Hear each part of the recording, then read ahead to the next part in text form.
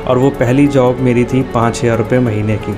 मेरी करियर की शुरुआत इंटर्नशिप से हुई थी, जो कि मुझे बहुत मुश्किल से मिली थी जुलाई 2019 में। मैं बहुत अच्छे से जानता हूँ वो दिन कि भाई मैंने 20 इंटरव्यू दिए थे और 20 इंटरव्यू में मैं कहीं पे भी सिलेक्ट नहीं हुआ था। कोई ना कोई रीज़न से हर राउंड में मुझे हर किसी ने निकाल ही दिया था। लेकिन बहुत मुश्किल से 21वें राउंड या 22वां राउंड था जब मैं इस कंपनी में गया था। कंपनी का नाम था डोकेयर। तो मैं वहाँ गया, मैंने कोई उम्मीद नहीं रखी थी कि मेरा क्या होगा क्या नहीं होगा। मैंने बस सोचा कि चलो चलते हैं, इंटरव्यू देके आते हैं यार, जो होगा देखा जाएगा। मैं वहाँ गया, वहाँ मैनेजर था जैरिल। उसने मुझे 2 इंटरव्यू क्वेश्चन दिए जावा के। पहला क्वेश्चन था कि अपने नाम को रिवर्स करना था और दूसरा उसी क्वेश्चन में ही एक ट्विस्ट था कि अपने नाम का पहला लेटर और लास्ट लेटर को कैपिटल करना था, बाकी सबको स्मॉल रखना था। सच बताऊं तो मुझसे दोनों क्वेश्चन नहीं हुए थे। पहला क्वेश्चन तो मैं थोड़ा बहुत बना लिया था, दूसरा क्वेश्चन तो बिल्कुल भी हुआ ही नहीं मुझसे। अब आप लोग में से बहुत लोग ये सोच रहे हो कि यार तुमने बीटेक करेंगे, तुम्हें इस तरह के बेसिक क्वेश्चन नहीं आए। हाँ भाई सच बात है, मुझसे नहीं हुए, क्योंकि मैंने बीटेक में कोई पढ़ाई नहीं करी थी, सिर्फ मज़े काटे थे, सिर्फ मैच खेलता रहता था, क्रिकेट खेलता रहता था और बस यही काम था पूरा दिन।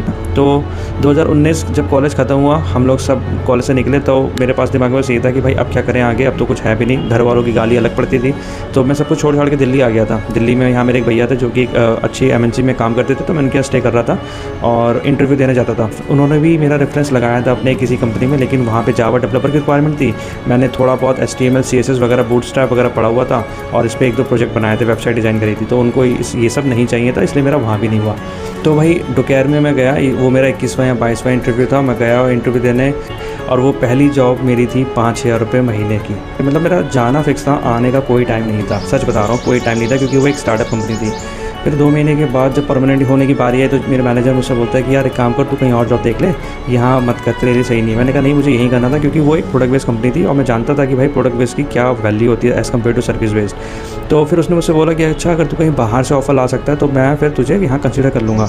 तो फिर मैंने इंटरव्यू देना शुरू किया। तो गुड़गांव में सोना रोड पे एक कंपनी सर्विस बेस्ड थी, उसको मुझे अभी नाम ध्यान नहीं है। मैं वहाँ इंटरव्यू देने गया था, तो वहाँ मेरा हो गया था। वो मुझे 14,000 रुपये ऑफर कर रहे थे, तो मैं बहुत खुश था। वो लेके सीधा जैरिल के पास आया, मैंने कहा भाई ऑफर मिल गया मुझे 14,000 का, आप मुझे कंसिडर कर लो। वो देखते हुए कंसिडर किया 15,000 रुपये में। तो भाई मेरी पहली जॉब 5,000 के बाद 15,000 हुई। उसके बाद फिर मैंने बहुत अच्छी मेहनत करी। फिर 25,000 हुई, फिर वहाँ से 35,000 हुई, फिर 50,000 हुई। तो मतलब इस तरह से चीज़ें चली। ये वीडियो बस मैं इसलिए बना रहा हूँ क्योंकि ये मैं उन लोग के लिए बताना चाहिए जैसे थे मेरे जैसा सोचते हैं, या फिर उन लोग के लिए जो सोचते हैं कि यार 5,000 में क्या ही होगा, यार 2,000 में क्या ही IT करियर की शुरुआत होगी। भाई करो, क्योंकि तुम्हारी वैल्यू उतनी है। जो मेरी वैल्यू 2019 में 5,000 की ही थी, और मैं सच बताऊँ तो उसकी भी नहीं थी।